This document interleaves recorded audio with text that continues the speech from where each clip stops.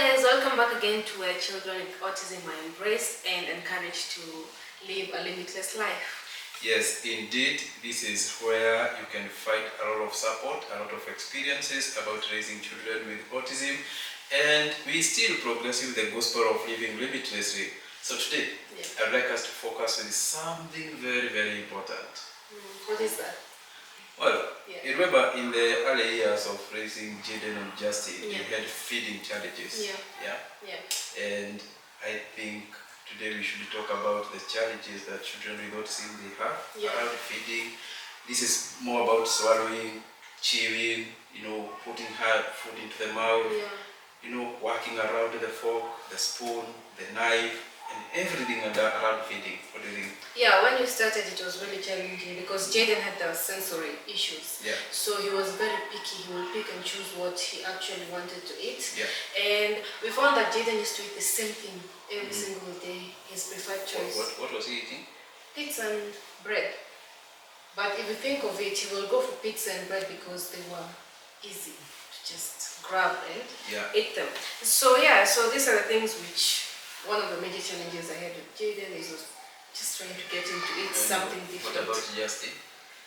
Oh my God, Justin was more difficult because Justin in the beginning he wouldn't have any food. He would just drink milk. His sensory issues were, let me say, a bit more intense than Jaden's. So Justin would prefer just to take milk.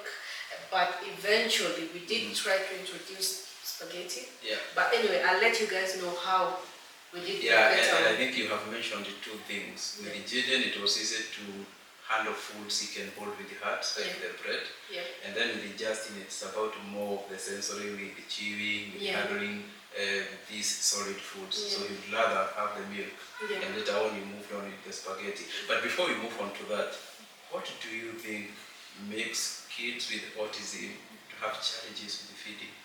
One, kids with autism, they're already struggling with motor skills. And the motor skills is the ability to, perform little tasks like holding spoons, holding toothbrush, just holding the little things which for us is easy and normal, So when they have challenges holding things like mostly fork and knife, then they will go ahead and eat, let me say, simple meals, which doesn't involve them using the fork and knife. So things like, if you think of Jaden, he will eat like bread and pizza. You just need to grab the bread. There's no rocket science into it. Just grab it and eat it. Justin with the milk, it was already in the bottle. He didn't have to work so hard for him to get full. So he will just drink the milk from the bottle. And that is it. So most of them, because they are already struggling with motor skills, then they will struggle with their feeding habits as well. Interesting. Then what about the sensory? The sensory, okay.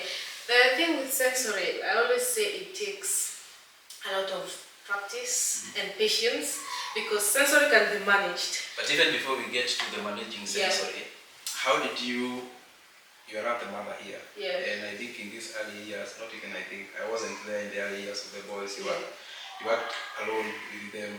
So as a mom, how did you know that the child has sensory issues and actually that is affecting the way they are feeding?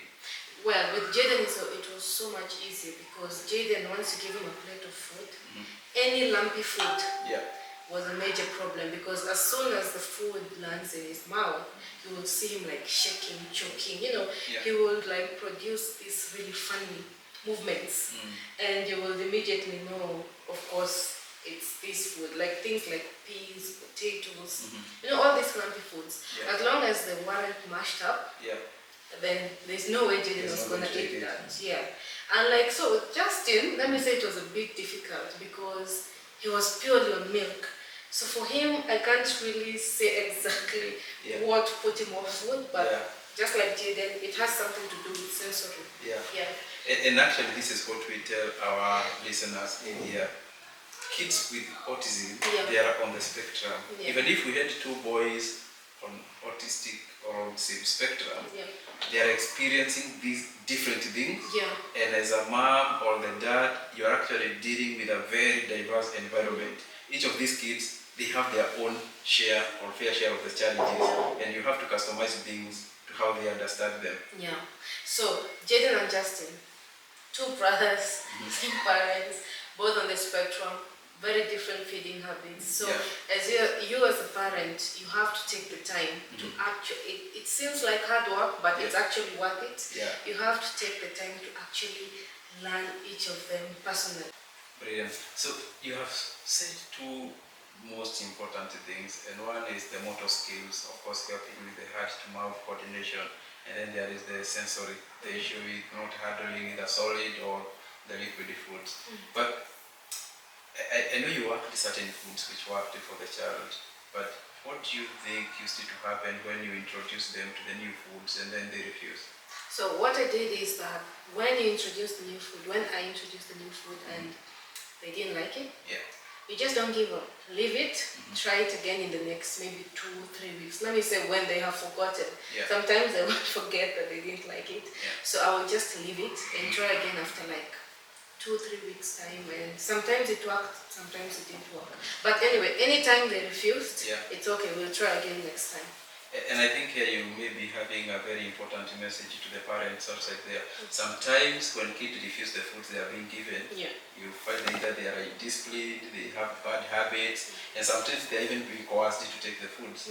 So what would you tell these parents? For me, I'd say one, don't force them, because one, forcing them, it might bring bad feeding habits, like not now, maybe later on.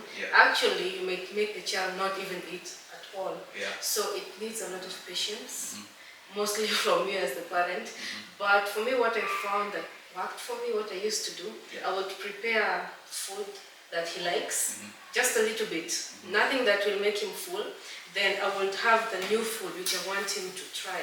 So he would have his food that he likes, but then hey, he's not full, so he wants to continue eating. So that's my chance to actually give him the new food. So because sometimes he was too hungry, he would eat it and finish. So slowly, let me say, with time, I did this. I didn't even notice when he started, eating the other types of food as well. So basically, I can say I used, let me say, exposure therapy, which is a type of therapy where you expose the child to, not just child, even adults. You expose them to, let me say, their fears. It can be textures, it can be anything. So this is what I used on Jaden and Justin. I used exposure therapy, introducing the same things which I know they don't like over time, and then they get used to them, and they get on with it. And when you started the exposure therapy, did it work immediately? Were there challenges that you faced? There's nothing like immediately. For me, I always say, I can say some things took 2 weeks, some things took 6 months. There are things which I'm still working on many years later today. But then, and for me, I don't really care much about the time. It's about getting to where we are aiming at, So it won't happen immediately. Like if you start something, don't even put a time limit to it. Just start it and get on with it. Whenever it will work, or whenever he or she will blend into it, just leave it to that. How did you get yourself to be this calm and patient, especially when dealing with the kids who do not want to eat several types of food? And of course, as a parent, you want your kitchen to be, like the go-to place. You want to eat this type of food, you are happy cooking it. But with kids with autism, perhaps kitchen is not the way you envision it to be. Yeah, I know. As I said, patience and acceptance.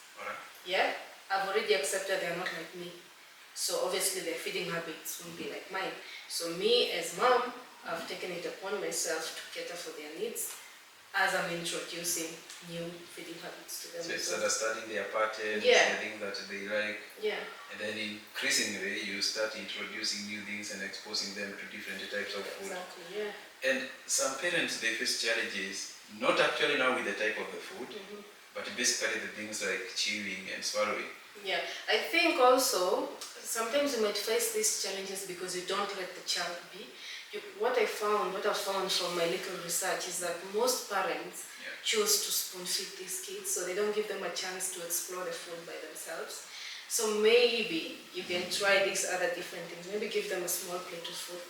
Let them feed themselves, because, I don't know, for some weird reason we always assume they must be hand-fed by us.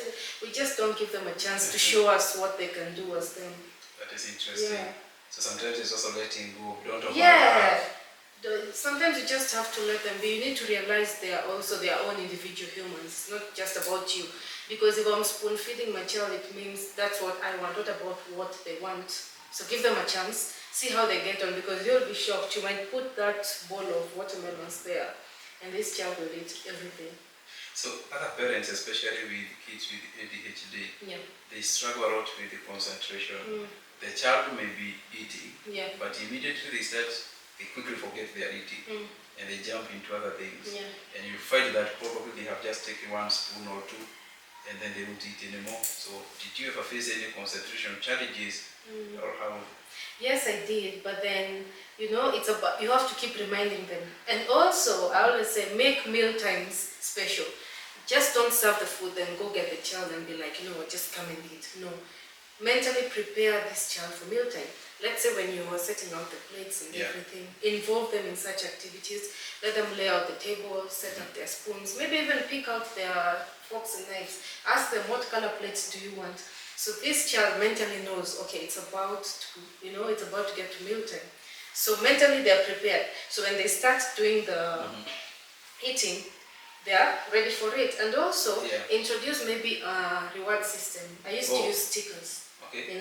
If you sit down, not long, just. So you got a book of stickers, and when they eat, you stick it on them. Yeah, happy face. Oh, interesting. So the whole idea here was, if you don't have to sit and finish the whole meal. If you can just sit down for 5 minutes. Oh, okay. And eat, 5 minutes you've eaten a couple of spoonfuls. They should be lucky getting a patient, ma'am. I'm very patient. I have all the time, trust me. No, there's no that in the house. You have to be very patient with them. So what I do is that, let's say you sit down for 5 minutes and you eat for 5 minutes. That's when you get your sticker, you stand up, you have your little break, very short break, okay? We need to remember it's still mealtime, so there's no toys around. You can stand, walk around, maybe go get your drink, come back, wait again for maybe another 5-10 minutes. Remember, these kids are not like us. They need all the patience in the world. So the first time when I came in now to be with the boys and the family, there's something you told me that before he gets ready for school and he's having his breakfast, you have to keep on reminding him that he has to finish the food. Yeah, that's mentally preparing them. And hey, remember the sticker as well. I actually found it very weird then, but now when you're explaining it, I do understand. When someone, let me say for you, it was a bit different because you hadn't experienced what I was experiencing then. So I used to see how you used to look at me like, why don't you just go in and give them the food and let them eat? You, like someone like Jaden, you have to explain to him, not just you have to eat and finish the food. You have to explain to him, this is rice and peas. So that he's mentally prepared, when I put this rice and peas in the mouth, there will be 2 different textures. So what about increasing when the child does not want certain type of food? Not because of the texture, sensory, or the motor skills. He's not passionate about it, doesn't want it. As I said, maybe try involving them more in the meal prep. So show them in the kitchen. You don't even have to take them like we go, Just tell them maybe you're doing a fun activity in the kitchen. Do you wanna help out? And don't condition how they will help out. Let them help out how they wanna help out. Okay?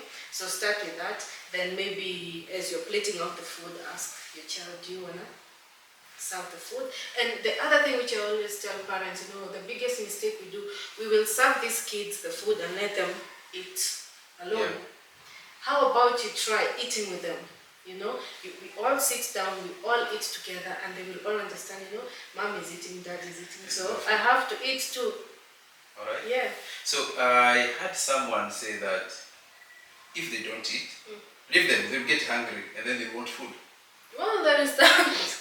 But that is like forming bad feeding habits because, leave them, they're hungry. So maybe they'll want to eat at what time? 4? 5? That is really bad feeding habits, which is not good for them. So for me, I'm not for leave them.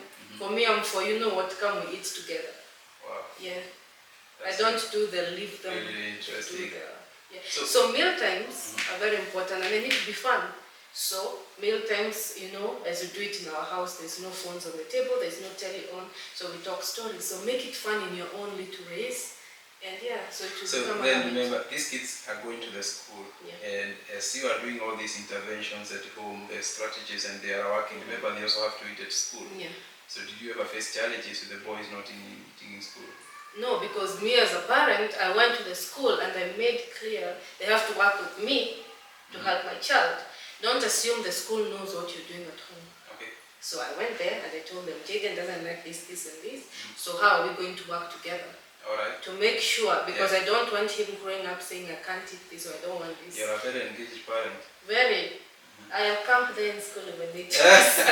Yeah, so I made sure, I took it upon myself to go to the school and make sure we work together with the school to make sure he's eating, he's trying, not just eating, also trying out new foods. You know, I remember Jaden's teacher telling me, you know, today I was with Jaden at lunchtime and I told him to just try one spoon. Yeah. And I thank God for the teachers because they're also willing to work with me as well. So it's a two-way traffic.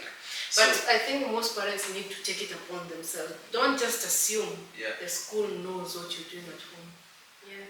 That is interesting. So today, Jaden is actually a foodie. He likes several foods and he'll actually go to the kitchen and prepare them. How do you feel? Very happy. I just let him be. Actually, when anyone is coming to watch them or babysit, I always tell them, you know, if Jaden is making his own food, just leave him. Don't ask him nothing. Let him do what he's doing there, just to watch, make sure he's safe, and let him be. So I know there are so many parents outside there that are watching you and listening to the stories. Apparently, probably you have been very blessed. Most of the interventions you are putting there are working. There's a lot of love, there's a lot of compassion and care of what you do with these boys. They are taking it to the school and the school is also happy about the interventions you are giving. So what is your last message to the parents? So one thing I'll tell the parents is that I know it's really difficult times, but at least once a day, make sure you try and have meals with your children. It actually makes the difference. So yeah. Good. And of course the exposure therapy. Don't be afraid to let your child try new foods and also be very involved in the kitchen. Show them how you do it. Sometimes let them taste when they are cooking it and increasingly they continue loving the food. So guys, thank you very much for watching. We'll continue sharing a lot of our experiences handling kids with autism. And remember, this is the Beautiful Brains. And what do we do? We share our lived experience on raising children with autism. So guys, if you have any questions, remember to leave them down in the comments and we'll be able to get back to you. Thank you so much. Bye for now. Share and subscribe.